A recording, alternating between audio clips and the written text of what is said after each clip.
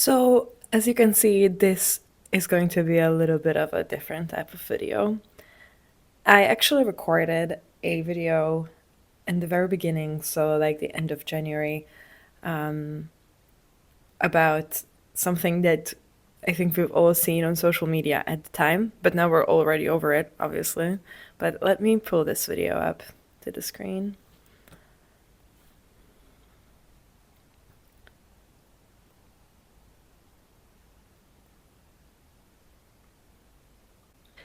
So at the end of January, there was an article in the Financial Times that kind of made its way through social media.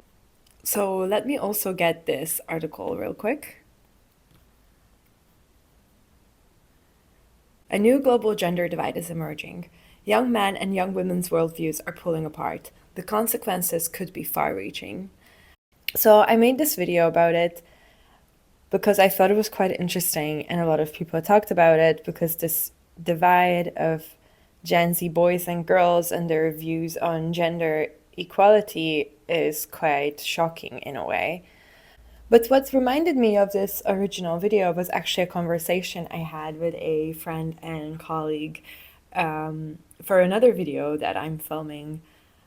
So let's welcome him on the screen as well. This is Vlad.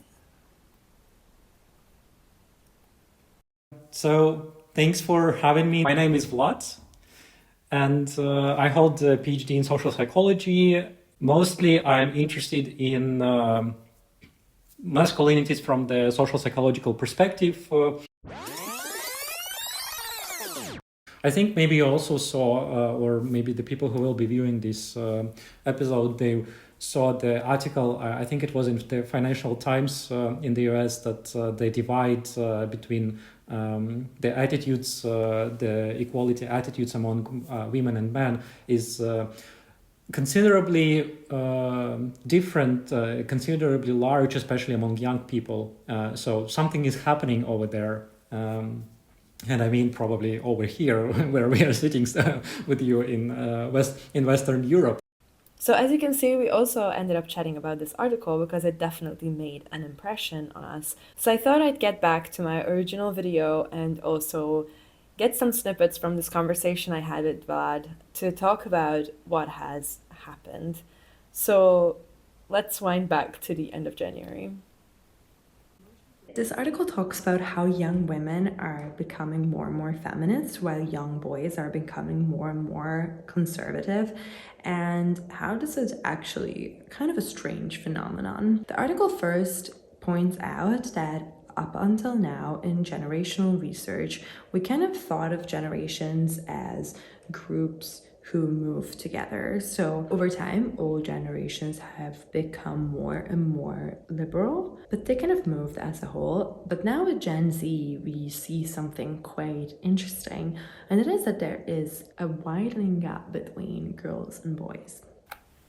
So basically, in this article, the Me Too movement is highlighted as this important point of visibility for feminism in the online sphere. And while this is really true, I do think that it would be a big mistake to think that these kind of ideas and visibility for feminism only started like 8 years ago or so. Because while feminism is a human rights issue, a lot of the images and ideas about feminism have been, let's say, watered down and made into kind of digestible pieces of information that makes feminism fun and attractive.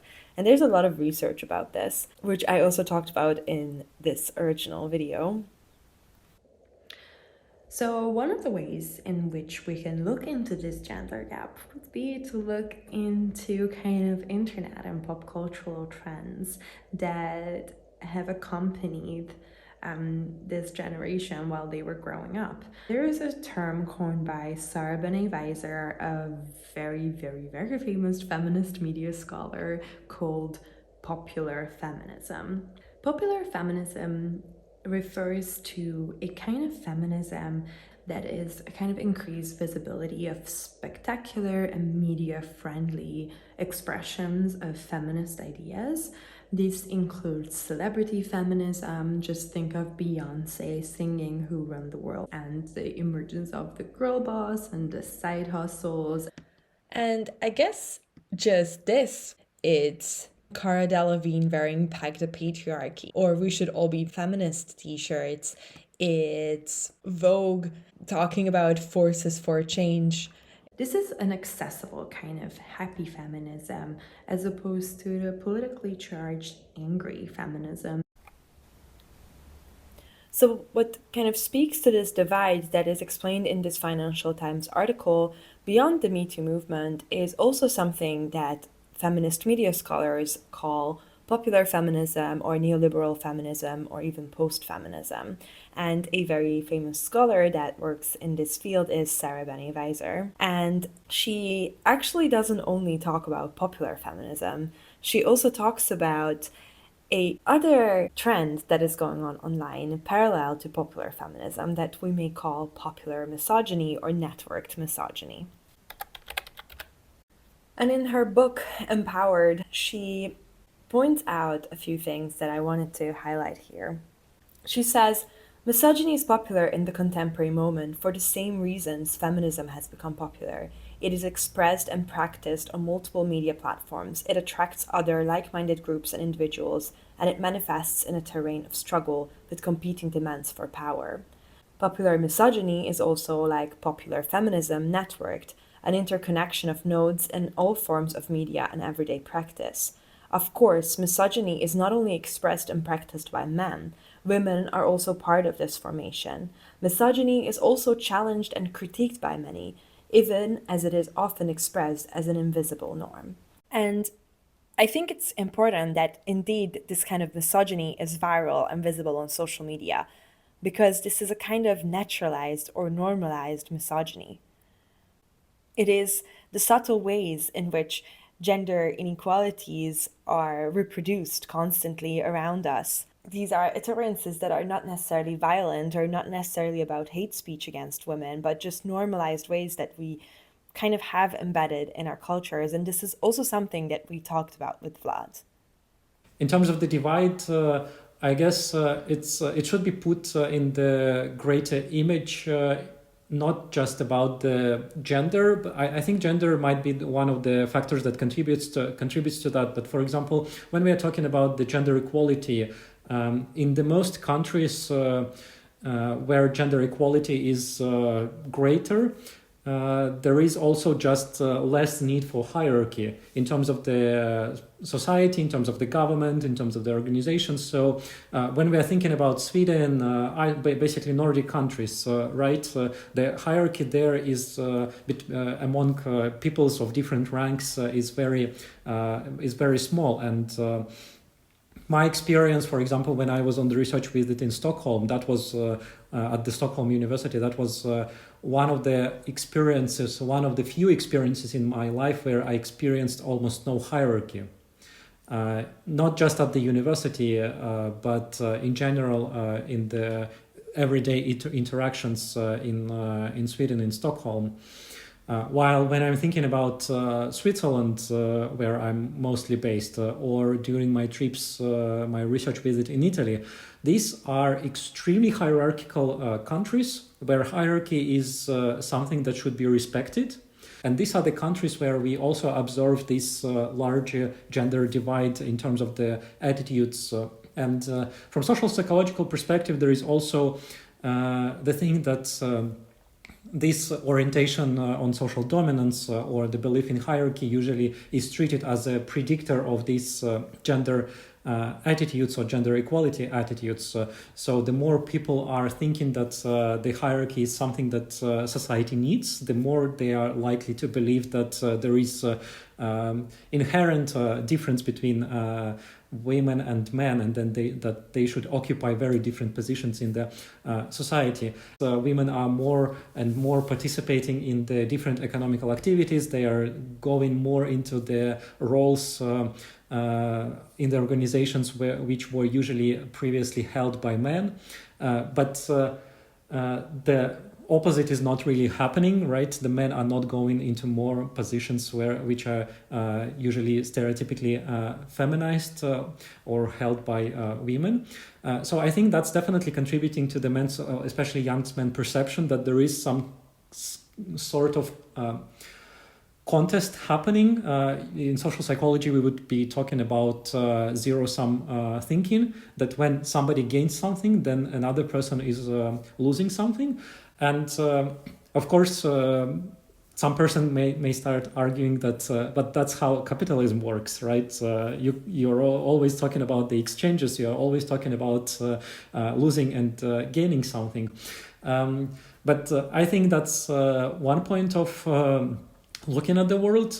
In the broader perception, I think we are always getting or losing, gaining something in our lives in terms of exchanges. It's not necessarily that if you gain something, then at this very point another person lost something. I think the world is more complicated and constructed in a very complicated way that cannot be treated in these very simple economic transactions.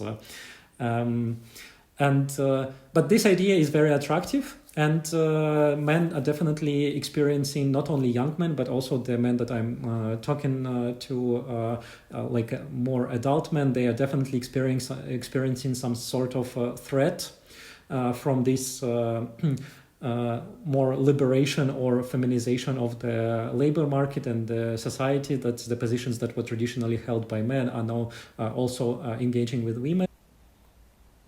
So while understandably popular feminism focuses on girls and women, we do kind of leave men behind. And on a side note, it's not only men that are not part of this conversation. Popular feminism also kind of misses the mark on realizing that there is diversity within groups of women, that there are trans, non-binary, and gender non-conforming people, that there are differences between women and women culturally, identity-wise, and such. But for the sake of this video, we're only talking about men and masculinities, and women are like a large kind of feminist notion here.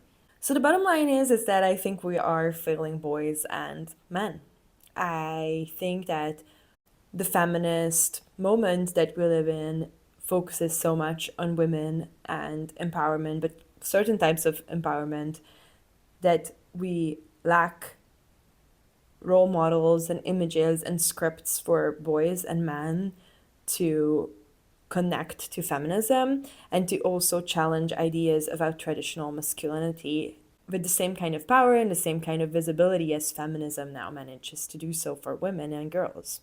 And I don't want to say that there is like nothing going on for men to be feminists. And I don't want to say that there are no role models or scripts or different kind of masculinities that are available for men. But I think that just intuitively, we can kind of see that feminism just has more visibility. But what we do see is that while kind of these hybrid masculinities do not have that visibility, conservative and traditional ways of masculinities that are connected to misogyny has this kind of visibility. That is also what Sarah Banet-Weiser points out to us. The contemporary networked media context in which popular feminism and popular misogyny are expressed makes for a particular manifestation of the struggle between feminism and misogyny that has existed for centuries. While networked culture has provided a context for transfigured feminist politics, it has also provided a context for misogyny to twist and distort the popular in ways that seem new to the contemporary era. Because popular misogyny is reactive, it doesn't have the same consistency, history, and political motion as popular feminism. Clearly, the intensification of misogyny in the contemporary moment is in part a reaction to the culture-wide circulation and embrace of feminism. And this is also kind of what we see from research that looks into these normalized, popular, misogynistic social media creators and content. Research that analyzed, for example, Andrew Tate, not only his content, but also engaged with young boys about who Andrew Tate is and how they view him, shows that he indeed has a very big impact on this normalized misogyny.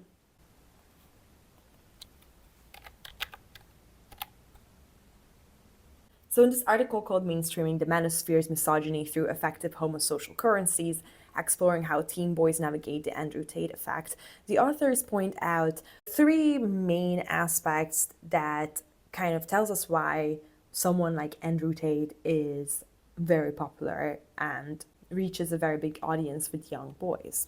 So there are three ways kind of that we can understand how young boys view Andrew Tate. One of them is that Tate is authentic and reasonable. So Tate comes across as authentic, and while as he positions himself as someone who's very realist about the issues, the boys who watch his content also get the idea that boys and men are victims of gender equality. This victimhood speaks to many of the different anti-feminist and anti-women discourses.